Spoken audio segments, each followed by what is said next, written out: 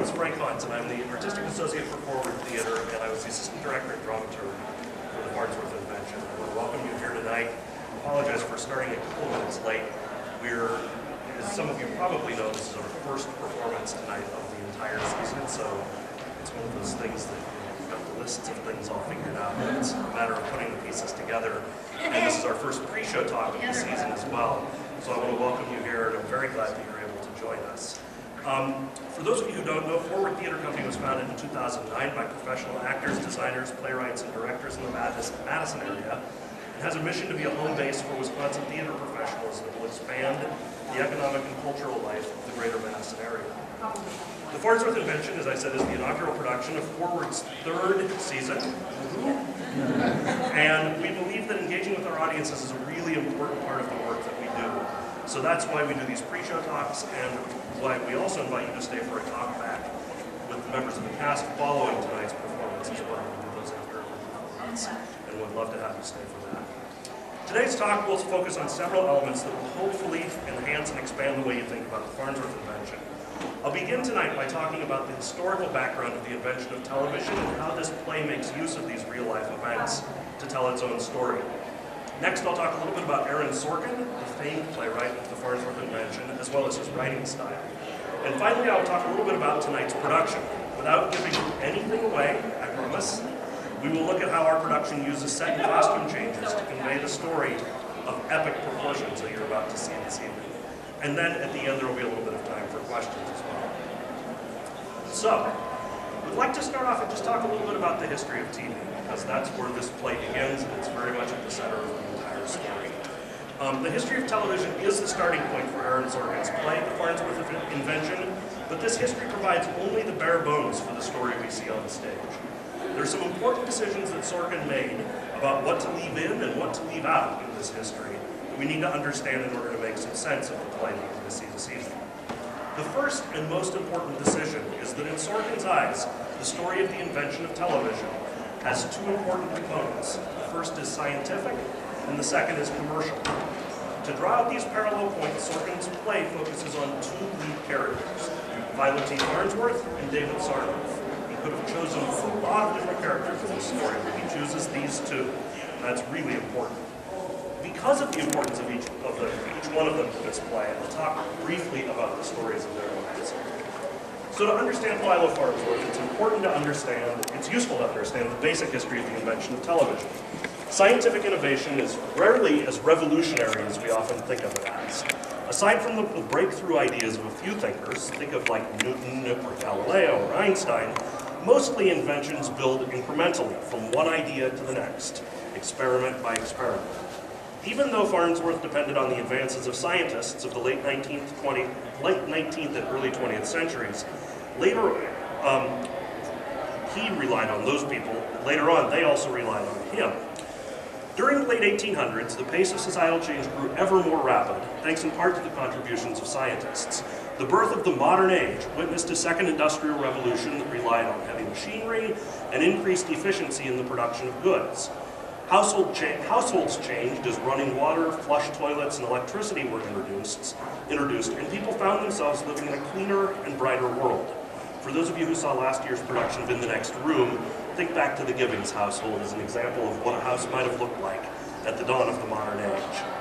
The telephone was invented in 1876, the phonograph record player in 1877, and the flash photograph in 1887. So you can see the way in which these modern devices that we think of as an everyday part of our lives today are just beginning to come into the center of society in the late 1800s. The modern era had most definitely produced new forms of creativity, and during this era, the first idea of television was born. In 1884, a young German scientist named Paul Nipkow had the idea that it might be possible to reproduce images and transmit them to a different location. By spinning a small wooden spiral disc with holes in it, he figured out he could split up a picture into various points and lines and send it in the same sequence to another place. Although his work never materialized in anything, he did get a patent. He never actually made the model, and it did provide inspiration for other scientists, such as one named John Logie Baird, a British scientist who successfully implemented Nipkow's idea in 1927. So if these scientists and others who were working on TV for so long were so hard at work on television, why is this play called the Farnsworth invention? And why is Philo T. Farnsworth the one who's generally credited as the inventor? There's one basic reason. All of the inventors before Farnsworth worked on mechanical television. That is, their devices required moving, mechanized parts, such as the spinning Nipkow disc, to transmit their images. And by contrast, Farnsworth worked on electrical television, using chemicals, intricately constructed tubes, and wires to take a picture and transmit it to another location.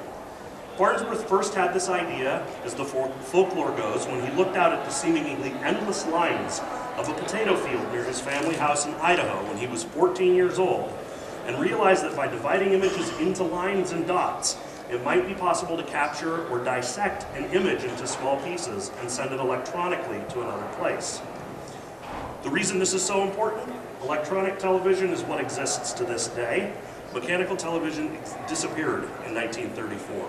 So the forerunners of these inventions, maybe we would have had the Nipkow invention if we had seen a play in 1934, but today it's certainly Farnsworth's story who's the most interesting and compelling to us. Farnsworth's idea enabled him to get funding to set up a lab in Los Angeles and then in San Francisco, and by 1927, at the age of 21, he had transmitted his first picture.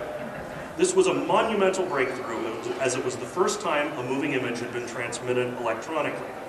It was a grainy image, it wasn't a very good image, but it was an image. And hence the first television. Farnsworth's experiments continued over the next several years as he continued to refine his ideas. Other scientists, including several working for major East Coast companies like General Electric, Westinghouse, and RCA, also worked with much larger budgets on producing television images. And for many years, they all struggled with a couple of big problems. First, was it possible to replicate the practice of moving light images from one place to another without having to shine so much light on the objects? The intensity of light required to be shown on an object was so great, in fact, that television had no practical applications. It was often said that the light required to shine on a person might actually set them on fire because it was such a bright light. Second, as scientists began to figure out answers to this light problem, the other question was, how might television be used? Of course, we think of television today and we know exactly the answer to that question, but they didn't know the answer to that. This was still the late 1920s and the early 1930s, and although radio had mostly caught on by this time, the commercial potential of television wasn't fully understood. People thought radio was the entertainment device in people's homes, and people hadn't necessarily made that logical connection that what would replace the radio just a few years later as the central tool of entertainment in someone's home was going to become the television. Farnsworth would eventually play a role in bringing television into people's homes, though it was but one of many scientific projects he worked on over the next several decades. So, the other